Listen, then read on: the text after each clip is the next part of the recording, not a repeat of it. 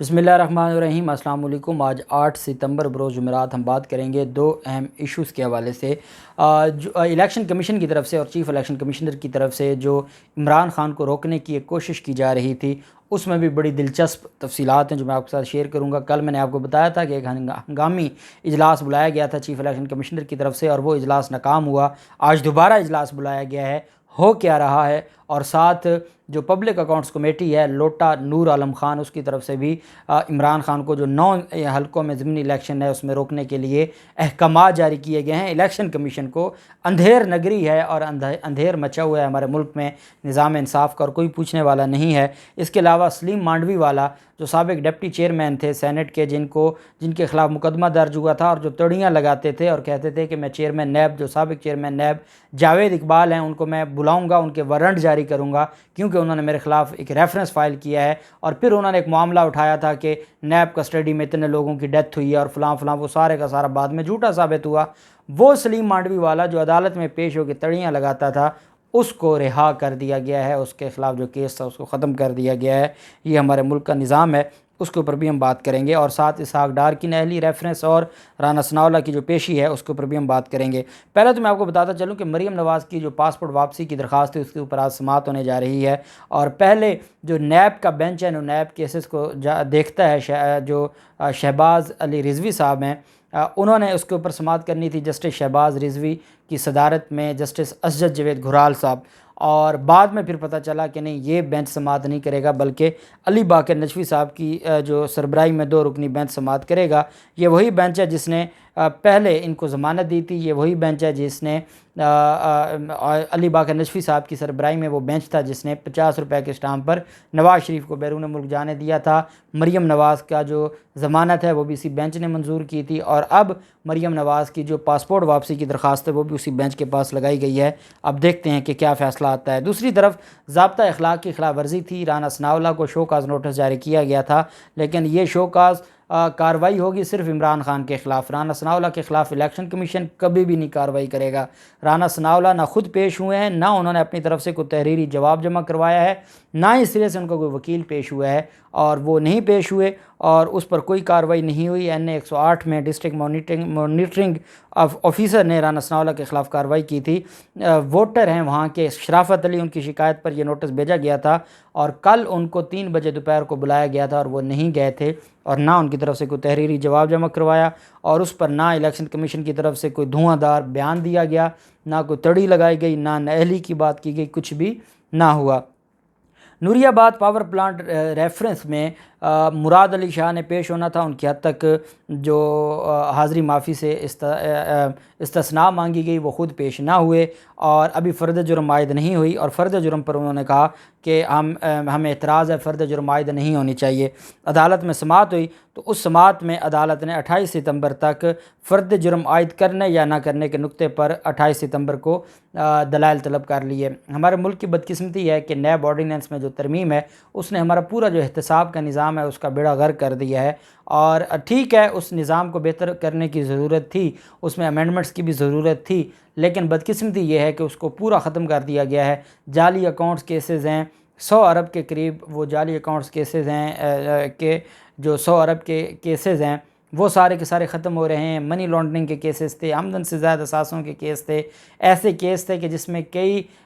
کروڑ روپے مختلف جو کرپٹ سیاستدان ہیں ان کے گھروں سے ملے تھے، برآمد ہوئے تھے، سارے کے سارے چھوٹ جائیں گے۔ چونکہ نیب قانون میں ترمیم ہوئی ہے اور رجیم چینج آپریشن کے جو بینیفٹس ہیں وہ ان کو مل رہے ہیں، عدالتیں ہماری خاموش ہیں۔ ہائی پروفائل کیسز پر سو موٹو لیا گیا تھا، اس کے بعد اس پر کوئی کارروائی نہیں ہوئی، اس کیس کو مقرر ہی نہیں کیا گیا۔ نیب قانون کو عمران خان نے چیلنج کیا تو اس میں 1 مہینے کی تاریخ کر دی جاتی ہے، اور یہ ہمارے ملک کا نظام ہے، کوئی پرسان حال نہیں ہے، اور ایسے ہی سسٹم چلتا جا رہا ہے۔ مراد علی شاہ کے خلاف 28 ستمبر تک کیس کی سماعت کو ملتوی کیا گیا ہے۔ سلیم مانڈوی والا وہ جو سینیٹر ہیں سلیم مانڈوی والا، ان کے خلاف کیس تھا، جعلی اکاؤنٹس سے جڑے کڈنی ہلز ریفرنس پر سماعت تھی، اور سابق ڈپٹی چیئرمین سلیم مانڈوی والا، اعجاز ہارون، طارق محمود اور باقی ملزمان تھے۔ انہوں نے کہا جی کہ نیب 2 ترمیمی ایکٹ 2002 کے تحت ریفرنس واپس لینے کا حکم دیا جائے، اور انہوں نے کہا کہ یہ کیس اب اسلام آباد میں نہیں چلے گا، یہ کراچی چلے گا، اور اب ہمارے خلاف یہ کیس ویسے بھی نہیں چل سکتا۔ جج محمد بشیر صاحب جس نے نواز شریف اور مریم نواز کو سزا سنائی تھی، مجبور ہیں، قانون ان کے سامنے ہے، قانون کو نہ کوئی سسپینڈ کرتا ہے نہ اس کو کوئی ختم کرتا ہے۔ عدالتوں کے پاس جو نیب عدالتیں ان کے پاس کوئی اختیار نہیں ہے۔ انہوں نے نیب ترمیمی بل کے تحت ریفرنس عدالت کے دائرہ اختیار میں نہیں آتا، عدالت نے وہ جو کیس ہے اس کو واپس بھیج دیا ہے۔ سلیم مانڈوی والا اور جو اعجاز ہارون جو سابق ایم ڈی تھے پی آئی اے کے، ان سارے لوگوں کے خلاف جو کیس ہے اس کو واپس بھیج دیا ہے، ختم کر دیا ہے، جو کارروائی ہونی تھی وہ ختم کر دی گئی ہے۔ یہ ہمارا احتساب کا نظام ہے، اور جس کے اوپر عدالت کہتی ہے کہ کون سا فنڈامنٹل رائٹ انفرنج ہوا ہے، نیب ترمیم میں کون سا ایسا بنیادی حق ہے جس کے اوپر سپریم کورٹ ایکشن لے۔ مطلب یہ ہے کہ کل یہ 302 کا جو کیس ہے، مرڈر جو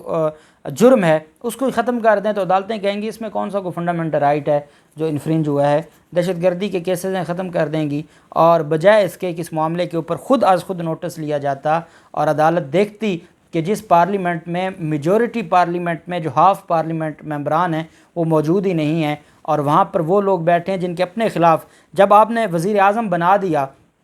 پھر آپ کو ٹینشن بھی تھی، اور آپ نے ایک از خود نوٹس لیا، اور اس کی بنیاد پر آپ نے کہا کہ ہائی پروفائل کیسز میں تکرر نہیں ہوں گے، تبادلے نہیں ہوں گے،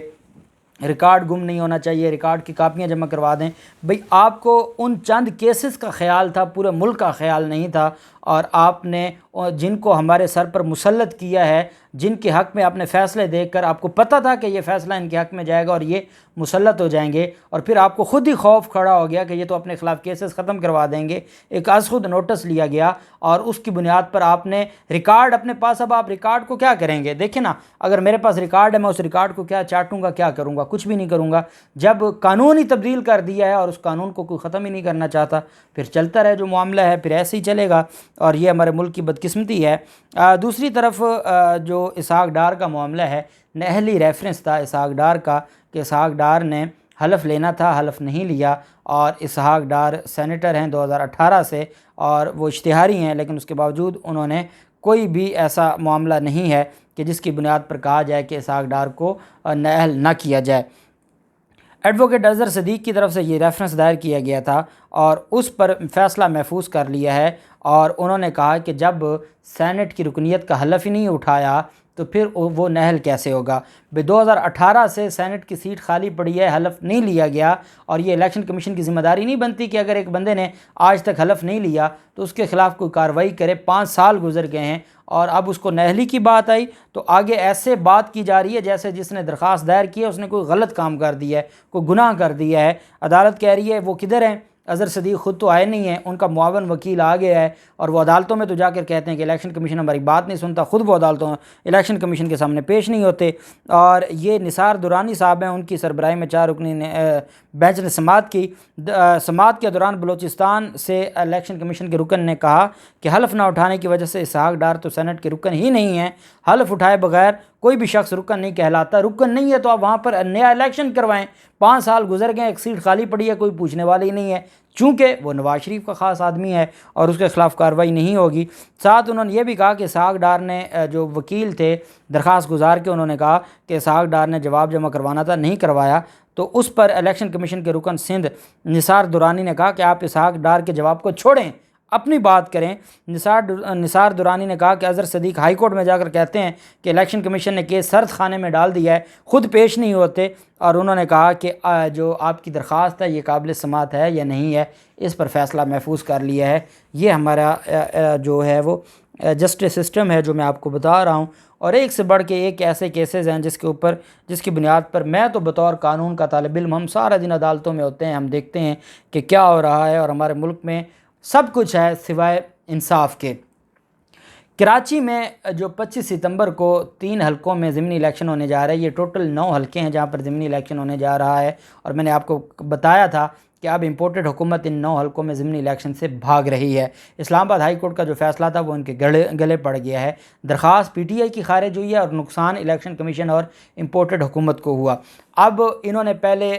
ریٹرننگ افسران سے نہیں رکوا سکے، پھر الیکشن ٹرائبونل سے نہیں رکوا سکے، ہائی کورٹس سے نہیں رکوا سکے، سپریم کورٹ گئے وہاں کیس ہی نہیں لگ رہا۔ انہوں نے اب پبلک اکاؤنٹس کمیٹی میں جو لوٹا ہے نور عالم خان، وہ کیونکہ اس نے ہر چیز، وہ خود چیف جسٹس بن کے بیٹھا ہے، اس کو پتہ ہے کہ جن لوگوں نے اس کو خریدا ہے وہ اس کو پروٹیکشن دے رہے ہیں اور وہ چیف جسٹس بن کے فیصلے کر رہا ہے، کوئی پوچھنے والا نہیں ہے کہ آپ کون ہوتے ہیں یہ سارا کچھ کرنے والے۔ وہ الیکشن کمیشن کو کہہ رہا ہے کہ عمران خان کو نوٹس بھیجیں اور عمران خان کو آپ 9 ضمنی الیکشن میں الیکشن نہ لڑنے دیں اور آپ اس کو روک دیں۔ اب یہ ہمارے ملک کا نظام ہے۔ اچھا، اس میں پھر یہ ہوا کہ کل اجلاس تھا اور چونکہ کراچی میں زرداری مافیا نے کہا اور ایم کیو ایم نے کہا کہ ہماری بچی کچی جو عزت ہے وہ بچا لیں اور یہاں سے عمران خان کو الیکشن نہ لڑنے دیں اور ہم تو ہار جائیں گے، اور عمران خان 9 حلقوں میں ضمنی الیکشن جیت کے وہ مزید ہیرو بن جائے گا، تو اس وجہ سے وہ خوف میں مبتلا تھے۔ زرداری آپ کو پتہ ہے بہت زیادہ ڈرپوک ہے، وہ میدان میں نہیں لڑ سکتا، وہ ہمیشہ خرید و فروخت کر کے، چوری کر کے، ڈاکہ ڈال کے، وہ اس طرح تو اپنا جو انہوں نے ایک نظام چلایا ہوا ہے، سندھ کے لوگوں کی آواز دبا کے، ان کی زبانیں بند کر کے، صحافیوں کو مروا کے، اس طریقے سے تو وہ اپنا نظام چلاتے ہیں۔ اب ہوا یہ کہ 3 ضمنی الیکشنز میں کہ جی سیلاب کی وجہ سے، اب کراچی میں تو سیلاب نہیں ہے، وہاں تو بارشوں کے بھی حالات بہتر ہیں، اب وہاں چاہتے ہیں کہ ضمنی الیکشن نہ ہو۔ کل اجلاس ہوا، وہاں پر سیکیورٹی اداروں کی بھی رپورٹس لی گئیں، انہوں نے کہا کہ ایسے کوئی معاملات نہیں ہیں جس کی بنیاد پر الیکشن کو پوسٹ پون کیا جائے، کوئی بات ان کے ہاتھ نہیں آئی۔ 4 گھنٹے اجلاس ہوا، کچھ ہاتھ میں نہ آیا، دوبارہ آج اجلاس طلب کیا گیا ہے اور ابھی تک کوئی حتمی فیصلے پر نہیں پہنچ پا رہے۔ ان کو کوئی ایسی بات NS 246، NS 237 اور 239 میں یہ الیکشن ہونے جا رہا ہے، سیکیورٹی اور الیکشن عملے کی دستیابی پر غور کیا گیا اور اس میں جو ساری چیزیں ان کو بہتر نظر آ رہی ہیں، اس وجہ سے انہوں نے کہا کہ اب ہم کوئی اور بہانہ ڈھونڈیں گے اور ہر حال میں عمران خان کو ہم اس الیکشن سے دور رکھیں گے۔ آپ اس الیکشن سے دور رکھیں گے پھر ٹھیک ہے، ضمنی الیکشن نہ کروائیں، 125 حلقے ہیں خالی پڑے ہیں، پھر آپ جنرل الیکشن بھی نہیں کروائیں گے، پھر آپ کوئی اور ریفرنڈم ہی لے آئیں، آپ خود ہی لوگوں کے ووٹ ڈال کے پھر آپ نظام چلائیں۔ تو یہ ایک خوف ہے اور یہ صرف عمران خان کا خوف ہے، اور ہم سب دعا کرتے ہیں کہ آج عمران خان کو اللہ پاک توہین عدالت کیس میں سرخرو کرے اور جو عمران خان کو کھڈے لائن لگانا چاہتے ہیں وہ ناکام ہوں، اور تاکہ ملک کے حالات جو ہیں وہ کہیں ایک جگہ پہ آ کے تصادم کا شکار نہ ہوں۔ اللہ پاک پاکستان کا حامی و ناصر ہو۔ بہت شکریہ۔ اللہ حافظ۔ پاکستان زندہ باد۔